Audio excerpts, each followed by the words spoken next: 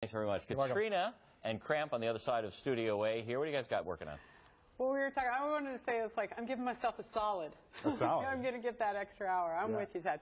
This is the perfect weather to get down and dirty on the farm. Some of the last crops of the season are ready to be picked, and the farm needs your help. That's right. The Hunger Task Force Farm has been providing the steadiest supply of fresh fruits and vegetables to Milwaukee's hungry all summer long. But just because the temperature is dropping, like Vince said, doesn't mean that the work stops at the farm.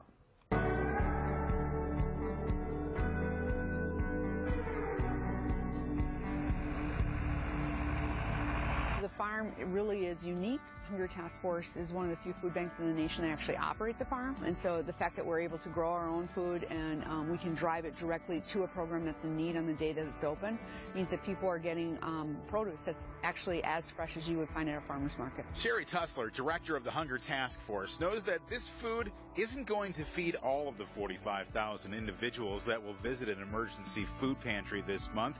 But at the farm in Franklin, the Hunger Task Force is growing close to 750,000 pounds of fresh food, and that freshness is making a huge difference. Well, we're growing produce. We're growing fruits and vegetables for low-income people.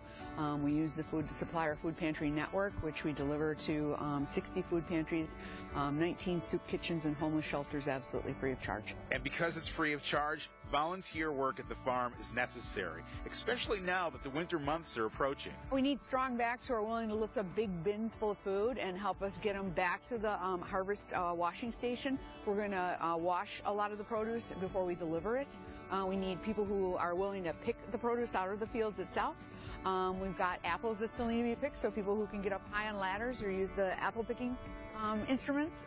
So there's plenty of work to do, and it doesn't have to be just a huge group. It can be you coming as an individual.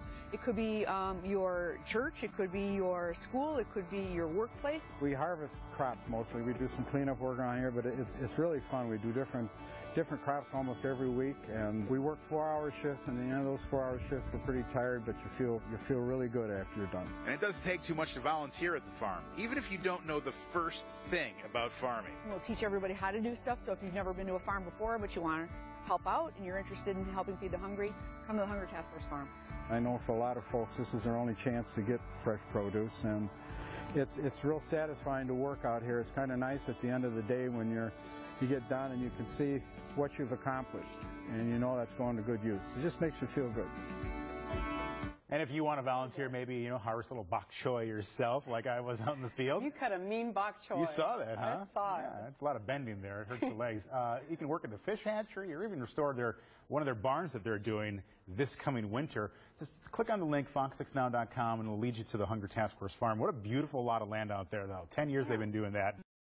And for a lot of people who want to do something wise with Right. their time, that's a great choice. A lot of group outings. Think about it. Very good.